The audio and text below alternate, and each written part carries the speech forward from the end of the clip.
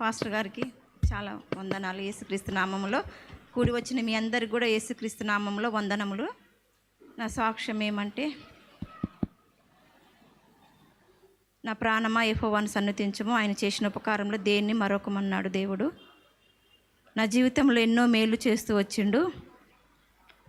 నేను క్రైస్తవుల కుటుంబంలో పుట్టినప్పటికి కూడా నామకార్థ క్రైస్తవురాలుగా జీవించినాను. క్రైస్తవ హాస్టల్లో చదువుకున్నప్పటికి కూడా నాకు వాక్యం గురించి ఏం అవగాహన లేదు. 2000 సంవత్సరంలో ప్రభు నన్ను దర్శించి రక్షించుకున్నాడు. దేవుడే లేడని తిరుగుతున్న నా జీవితంలో అనేకమైన శ్రమల గుండా వెళ్తున్న సమయంలో ప్రభు నేను నీ దేవుడైన యెహోవాను నేనే అని దేవుడు నాతో మాట్లాడుతూ వచ్చిండు. యెషయా 41:10 ప్రకారం ఆ రీతిగా ప్రభు నన్ను దర్శించిండు 2000 సంవత్సరంలో.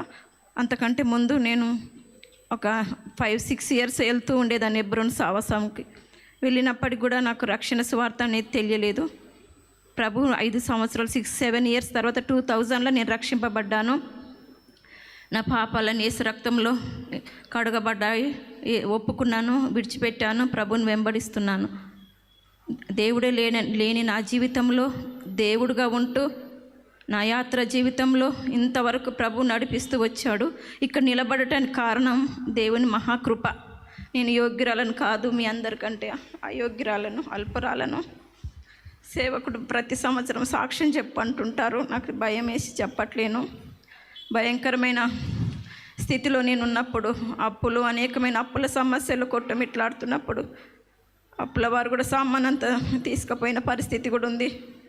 సరి అయిన వస్త్రాలు, తిండి లేని పరిస్థితిలో నేను ప్రభు మీద ఆధారపడుతూ వచ్చినప్పుడు ప్రభు నన్ను ఎంతగానో దీవించిండు, ఆశీర్వదించిండు. అనేకులకు దీవెనకరంగా ప్రభు ఉంచాడు. అది కేవలం కృప, నా భక్తి కాదు, నా శక్తి కాదు, కానీ ఎన్నో మేలు చేశాడు. భర్త ప్రాణాపాయ స్థితిలో ఉన్నప్పుడు నా కుమారుడు జింబాంబేలో భయంకరమైన యాక్సిడెంట్ అయినప్పుడు ప్రభు కాపాడుతూ వచ్చిండు. ఎన్నో మేలు, అసలు సాక్ష్యం చెప్పాలంటే చాలా ఉంది నా జీవితంలో. ఎన్నో మేలు, ఎన్నో ఉపకారాలు నా జీవితంలో చేస్తూ వచ్చిండు. కేవలం దేవుని మీద నేను ఆధారపడుతున్నప్పుడు దేవుడు నాతో మాట్లాడుతూ వచ్చేవాడు. దేవుడు ప్రతిదినము వాక్యము, బైబిలు చదవని రోజు అంటూ నా జీవితంలో ఉండదు. ప్రభు దినాన్ని పోగొట్టుకున్న దినం అంటూ నా జీవితంలో ఉండదు. నాకు ప్రభు నేర్పించిండు, ఆయనను గణపరచటం నేర్పించిండు. దేవునికి వందనాలు. అయితే చాలా ఉంది నా సాక్ష్యము. మా భర్తకి ఇంకా రక్షణ లేదు, రక్షణ కొరకు ప్రార్థించండి. నాకు 2 కుమారులు, ఒక కుమార్తె. కుమారుడు మ్యారేజ్ అయింది, కుమార్తె మ్యారేజ్ అయింది, బాగున్నారు అందరూ. పెద్ద బాబు కొంచెము సరిగ్గా లేడు, అయినా ప్రభు ఆయనను కాపాడుతూ వస్తుండు. అయితే మా చిన్న బాబు ఇంట్లో చిన్న గొడవ అయినప్పుడు నేను ఇంట్లో నుండి వెళ్ళిపోయిండు. భార్య చిన్న బాబు 3-4 నెలల బాబుని తీసుకొని మా వారు కోపమైండ్రు అని చెప్పి వెళ్ళిపోయిండు. ఇంట్లో నుంచి వెళ్ళిపోయినప్పుడు నాకు చాలా బాధ అనిపించింది. బాగా ఏడుస్తున్నా, నేను మా వారు బాగా ఏడుస్తున్నాం. ఇంట్లోకి వెళ్ళిపోయిండు చిన్న బాబుని తీసుకొని ఈ టైంకి చీకట్లో. ఆ టైంలో మరి మా మరిది వాళ్ళకు కూడా ఫోన్ చేసినప్పుడు వాళ్ళిద్దరు కూడా వాళ్ళని వెంబడించినప్పటికీ వాళ్ళు వెళ్ళిపోయినారు, ఇంకా ఇంటికి రాలేదు వాళ్ళు. అయితే ఇంకా వెంటనే నేను యోహాన్ పాస్టర్ గారికి ఫోన్ చేశాను. మా ఊరే అబ్బాయి, మా ఇంటి ఎదురుగానే ఉంటాడు, ఒకటే ఊరు. ఆ అబ్బాయి మంచి ఆత్మీయ దైవజనుడు యోహాన్ పాస్టర్ గారికి ఫోన్ చేశాను. ఇంతకుముందు మాకు పీటరయ్య గారు ఉండేవాడు. ఆ పాస్టర్ గారు అయితే దేవుని మహిమలో పిలువబడ్డాడు.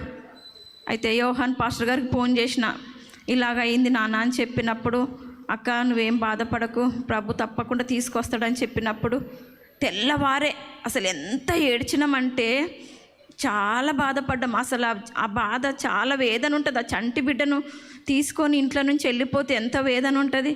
ఆ టైంలో నేను తమ్మునికి ఫోన్ చేసినప్పుడు తమ్ముడు ప్రార్థన చేసిండు ఫోన్లో, దేవుడు తీసుకొస్తాడు అక్క తప్పకుండా అని చెప్పి ప్రార్థన చేసి మాట్లాడినప్పుడు తెల్లవారే మరి మరుసటి రోజు సండే రోజే మరి కొడుకును తన భార్యను తీసుకొని వచ్చిండు.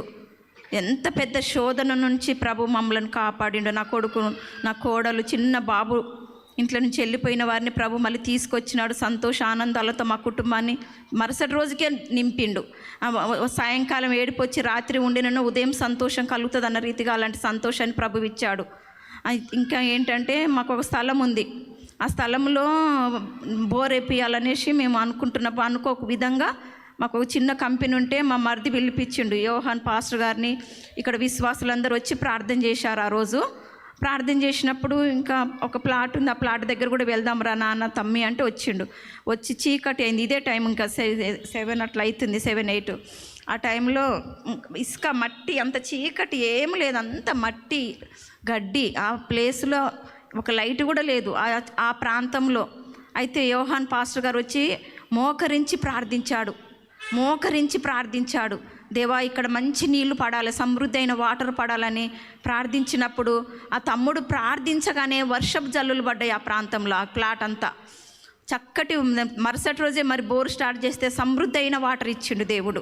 ఒక దైవ సేవకుని ప్రార్థన ద్వారా మా కుటుంబంలో జరిగిన విషయం నేను చెప్తున్నాను. ఈ విధంగా ఎన్నో చేశాడు నా జీవితంలో, వ్యక్తిగతంగా, కుటుంబంగా. నా జీవితంలో ఎన్నో మేలు, ఎన్నో ఉపకారాలు చేశాడు దేవుడు. కాబట్టి నా దేవునికి నేను ఏం అర్పించగలను? నేను ఏమి ఇచ్చినా ఆయన రుణం తీర్చలేను. ఎన్నిక లేని దాన్ని, తృణీకరింపబడిన దాన్ని, నేను ఏ యోగ్యత లేని దాన్ని, ఏ అర్హత లేని దాన్ని దేవుడు నన్ను జ్ఞాపకం చేసుకుంటూ వస్తుండు. నా కుటుంబం, నా బిడ్డల జీవితంలో, వ్యక్తిగతంగా ప్రతి విషయంలో అనుక్షణం నాతో ఉండి నన్ను నడిపిస్తున్న దేవునికి ఎంతగానో నేను రుణపడి ఉన్నాను. నా కుటుంబం కొరకు కూడా మీరు ప్రార్థించండి. చాలామంది సాక్ష్యం చెప్పాలంటే నా జీవితంలో ఎన్నో మేలు చేస్తూ వచ్చిండు, ఎన్నో ఉపకారాలు. ప్రాణాపాయ స్థితులు, అనారోగ్య పరిస్థితులు, అప్పుల సమస్యల నుండి అన్నిటి నుంచి నా కేవలం ప్రభు మాత్రమే విడిపించగలడన్న ఒక విశ్వాసం నాలో ఉంది. ఇప్పటికీ విడిపించాడు. ఎన్నో మేలు, ఎన్నో ఉపకారాలు చేశాడు నా ద్వారా. మరి మేము కంబైండ్గా ఉంటాము, మా మరిది వాళ్ళ ఫ్యామిలీ, మా ఫ్యామిలీ. మరి నాకు ఒక సహోదరిని, తోటికోడలను కూడా ప్రభు బిడ్డనిచ్చాడు. తోటికోడలు కానీ ఆమె దేవుని బిడ్డ. సొంత చెల్లె కంటే ఎక్కువ, కూతురు కంటే ఎక్కువ మేము పస్మాములో ఉండి అక్కడ చాలామందికి సువార్త చేస్తూ వచ్చినప్పుడు అక్కడ కుటుంబాలు కొన్ని రక్షింపబడ్డాయి. అక్కడ సంఘం కట్టబడింది. మా పస్మాములో కూడా సంఘం కట్టబడింది. కొన్ని సంవత్సరాలు సువార్త అందబడుతూ వచ్చింది. ప్రభు అంటే తెలియదు ఆ ప్రాంతానికి. 2006లో అక్కడికి వెళ్ళినాం మేము. 2006లో అక్కడికి వెళ్ళినప్పుడు అక్కడ సువార్త అందించిండు మా ద్వారా. యేసుప్రభు ఎప్పుడు ఇల్లేదే, మాకు తెలియదే ఆ దేవుడు అని చెప్పి అన్నారు. అలాంటి ప్రాంతంలో మేము సువార్త అందిస్తూ వచ్చాము. మరి సువార్త అందించినప్పుడు కొన్ని కుటుంబాలు అక్కడ రక్షింపబడ్డాయి. అయితే ప్రక్కన ఉన్న ఒక ఫ్యామిలీ ఏం చేసిందంటే, సండే స్కూల్ పరిచయం జరుగుతుంది, చిన్న బిడ్డలది లాస్ట్ డే. ఆ రోజు మేమందరికీ ప్రేమ విందు సిద్ధం చేసి భోజనాలు పెడుతున్నప్పుడు, గిఫ్టులు ఇస్తున్నప్పుడు ఇట్లా మైక్ ద్వారా ఒక్కొక్క పిల్లల్ని పిలిచి మైక్ ద్వారా గిఫ్ట్స్ పంచుతున్నప్పుడు ప్రక్క వాళ్ళు వచ్చి చాలా గొడవ చేసి ఆ మందిరం మూయబడుతూ వచ్చింది. ఇండ్ల మధ్యన మీరు ఇలా చేయటానికి వీలు లేదు అని చెప్పి ఆ మందిరం మూసివేశారండి. మీరందరూ ప్రార్థన చేయండి, ఆ మందిరం తెరవబడాలి. అక్కడ అంతా దేవుని ఎరగని ప్రజలు, కులకట్లు బాగున్నాయి. కులము గొప్ప, మతం గొప్ప అంటూ ఆ ప్రాంతంలో ఉంటారు.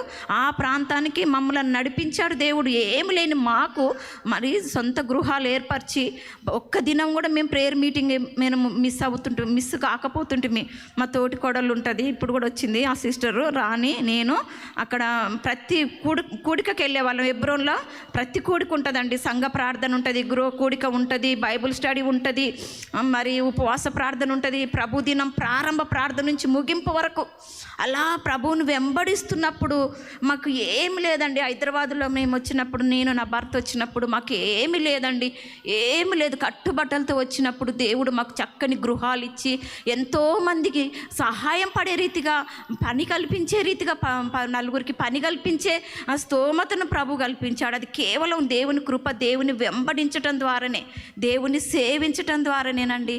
దేవుడు నమ్మదగిన వాడు, మన జీవితానికి సరిపోయిన దేవుడు ఆయన. కాబట్టి ఆ పశ్చిమాల ప్రాంతాన్ని కూడా మీ సొంత ప్రార్థనలో జ్ఞాపకం చేసుకోండి. అది తెరవబడలాగున దేవుడు సహాయం చేయలాగున మీరు ప్రార్థన చేయండి. మా కుటుంబాల కొరకు చేయండి. దేవుడు చేసిన అనేక మేళ్లను తలపోసుకుంటూ ఈ సాక్ష్యం ద్వారా దేవునికి మహిమ కలుగును గాక. సమయం ఇచ్చిన మీకు, అయ్యగారికి, సంఘానికి వచ్చిన అందరికీ వందనాలు యేసుక్రీస్తు నామములో. ప్రైజ్ లార్డ్ అక్క, థ్యాంక్ యూ అక్క. దేవుడు చక్క సాక్ష్యం దేవుడు మన మధ్య వెలుబడి చేసిండు. 2 చేతి పైకి ఎత్తి ఆ మందిరం దేవుడు తీర్చేలాగా స్తోత్రం చేసుకో.